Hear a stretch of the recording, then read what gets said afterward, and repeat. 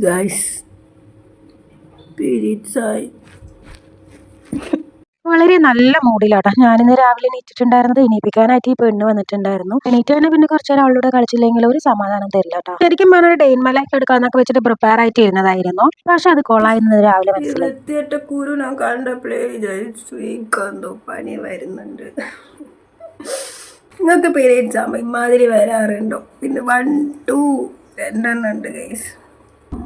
First തന്നെ പോയി കുളിക്കണം.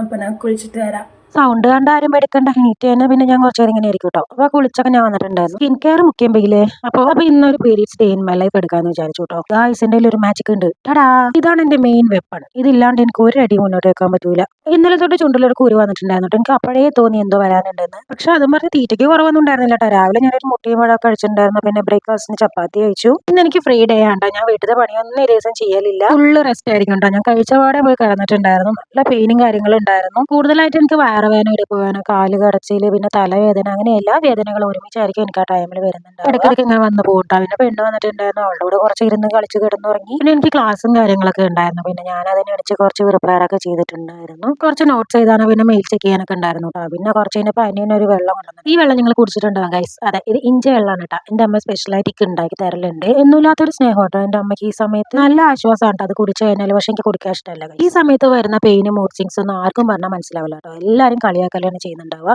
ചിലവർക്ക് പറയും എന്താ പത്രക വേദനിക്കാനുള്ളത് എന്നൊക്കെ. വീട്ടിലെ അമ്മ തന്നെ പറയും ഓ ആദ്യമായിട്ട് വരുന്ന പോലെയാണ് പെണ്ണ് കാട്ടിക്കൂട്ടുന്നത്. സത്യം പറഞ്ഞാൽ പെൺകുട്ടികൾക്ക് മാത്രമായിട്ട് അത് മനസ്സിലാവുള്ളൂ. ഈ ടൈമിൽ ഞാൻ ചോക്ലേറ്റ്സ് ഒക്കെ കഴിക്കാൻ നല്ലോണം ഇഷ്ടപ്പെടുന്ന ആളാണ് കേട്ടോ. അപ്പം ഞാൻ കുറച്ച് പാട്ടൊക്കെ കേട്ട് ഇങ്ങനെ ചോക്ലേറ്റ്സ് ഒക്കെ കഴിക്കാറുണ്ട്. എൻ്റെ ഫേവറേറ്റ് ഡയറി മിൽക്ക്. നമ്മൾ സ്വീറ്റ് കഴിക്കുമ്പം കുറച്ചും കൂടെ റിലാക്സ് ആവുന്ന പോലെ തോന്നാറുണ്ട്. സത്യം പറഞ്ഞാൽ നിങ്ങൾ എങ്ങനെയാണെന്ന് എനിക്കറിയില്ല കേട്ടോ. പക്ഷെ ഞാൻ ക്യൂൻ ഓഫ് മ്യൂട്ട് സിങ്സ് ആണ്. എനിക്ക് ഓരോ മിനിറ്റിലും ഓരോ സ്വഭാവമായിരിക്കും ആ സമയത്ത് കേട്ടോ. എന്നെ സഹിക്കുന്ന വീട്ടുകാരെ ഞാൻ സമ്മതിച്ചു. പിന്നെ കുറച്ച് കഴിഞ്ഞപ്പോൾ ഞാൻ പുറത്തു പോയിട്ടുണ്ടായിരുന്നു. പിന്നെ ഫ്രണ്ടിൽ അങ്ങനെ ഇരുന്ന് പിന്നെ എൻ്റെ പൊന്നൂസ് വന്ന് എൻ്റെ അടുത്ത് വർത്താനൊക്കെ പറഞ്ഞു. പിന്നെ ഫ്രിഡ്ജിൽ ഒരു ഐസ് ഉണ്ടായിരുന്നു, അതിനടുത്ത് കഴിച്ചിട്ടുണ്ടായിരുന്നു കേട്ടോ. പിന്നെ ഉച്ചയായപ്പോൾ എനിക്ക് നല്ല വിശക്കുണ്ടായിരുന്നു. അപ്പോൾ ഞാൻ ചോറും മുട്ടയൊക്കെ എടുത്ത് കഴിച്ചിട്ടുണ്ടായിരുന്നു. ഞാനൊരു മുട്ട ഭ്രാന്തിയാണ് ഗൈസ്. എനിക്ക് നല്ല ഇഷ്ടമാണ്. ചെറുതായിട്ട് തൊണ്ടവേദന ജലദോഷം കണ്ടിട്ട് അത് സൗണ്ട് എങ്ങനെ. പിന്നെ എനിക്ക് ഇന്ന് തന്നെ വീഡിയോ എഡിറ്റ് ചെയ്തിടണമെന്ന് ഒരു ആഗ്രഹം ഉണ്ടായിരുന്നു. ഗൈസ് ഒന്ന് പറഞ്ഞ് എനിക്കട്ടെ കേട്ടോ. ബാക്കി പാർട്ട് 2.